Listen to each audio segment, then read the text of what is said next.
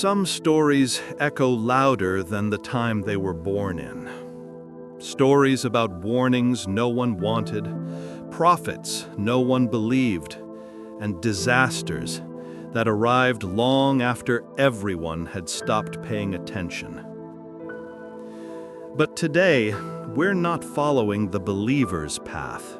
No miracles, no certainties, no haloed narratives. Just the doubts, the sarcasm, the uncomfortable perspective of someone who stood outside the ark, confident the sky would stay clear forever. This is the story of Noah, told from the eyes of the one who refused to listen. They say Noah preached for centuries. Centuries, yes.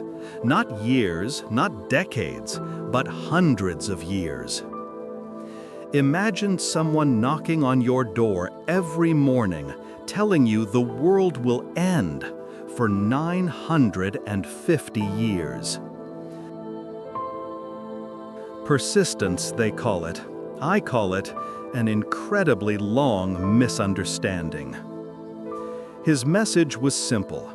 There is one God. Turn away from your idols. Stop your corruption. A flood is coming. Yet the world around him looked perfectly fine. Fields growing, skies blue, markets busy, families laughing. Not a single cloud hinting at divine wrath. Sure, he had conviction, but conviction doesn't make prophecy, and longevity doesn't make truth. Then came the ship. Ah, yes, the ship. Noah, a man with no maritime background, no shipyard, no access to an ocean, decided to build a vessel the size of a small civilization. He said God gave him the blueprint. Right. And I, apparently, was supposed to believe that a man hammering wood under the desert sun was preparing for the end of the world. People came from all directions, not to join him, but to laugh. I won't lie, he didn't even flinch, not once. Every nail he hammered, every plank he shaped, was done with a calmness that was unnervingly sincere. But sincerity isn't evidence, dedication isn't proof, and a giant wooden box on dry land still looked like the world's worst investment. And then it got stranger. Animals, pairs of them, walking, no marching, toward the ark. Lions strolling beside gazelles as if they signed a peace treaty. Predators ignoring prey. Wild creatures acting tame. People asked questions, mostly sarcastic ones. Oh, look, Noah, the zoo is moving in. Did you train them too? But Noah didn't respond with jokes. He didn't need to. He simply stood there, watching the world's most improbable migration unfold. To him, it was a sign. To me, it felt like a coincidence wrapped in superstition. Nature is weird sometimes. Animals move, seasons shift, instincts kick in. Why turn it into prophecy? Besides, if a catastrophe was coming, surely someone else, anyone else, would have noticed. Here's something rarely mentioned. Several ancient cultures outside of Noah's region recorded a flood narrative. Tablets, oral traditions, fragments scattered across continents.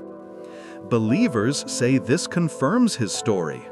I say humans love exaggeration. Every civilization has a doomsday myth, a cleansing story, a local hero who warned people before the water came. What makes Noah different? To the believer, everything. To me, nothing.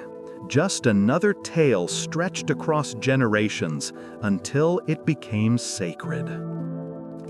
And so I held my disbelief, even when the wind grew strange, even when the air thickened and the ground, normally silent, began to rumble. No, I thought, one unusual storm does not validate centuries of preaching. One dark cloud does not equal divine judgment. And one man's stubborn persistence, no matter how admirable, does not crown him a prophet. The world doesn't collapse overnight. Catastrophes don't appear out of nowhere. And if God wanted to warn us, He'd do it with more than one carpenter and a wooden box. But nature has its own schedule, and belief, whether present or absent, doesn't delay the inevitable. When the first torrents fell, when the earth split, when water burst from places water should never be, that's when silence replaced skepticism. The ark didn't look foolish anymore. It looked unavailable.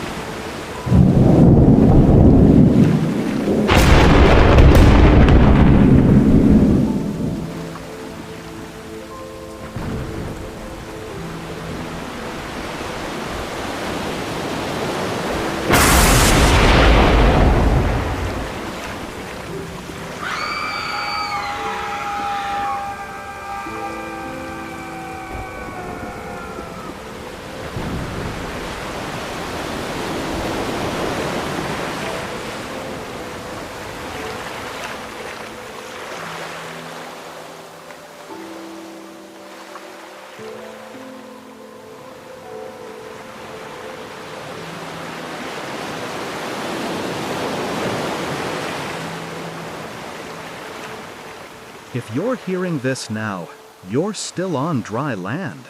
You still have time to question, reflect, search, before the next warning becomes a headline instead of a prophecy. Ask yourself, what signs are you ignoring today because they feel too old, too dramatic, or too uncomfortable? Don't wait until the door closes. Curiosity is cheap. Regret is not. Follow this channel. Stay ahead of the signs, patterns, the stories repeating themselves. Don't wait for hindsight. That's how people drown. Subscribe and leave a comment to tell me what kind of content you would like to hear.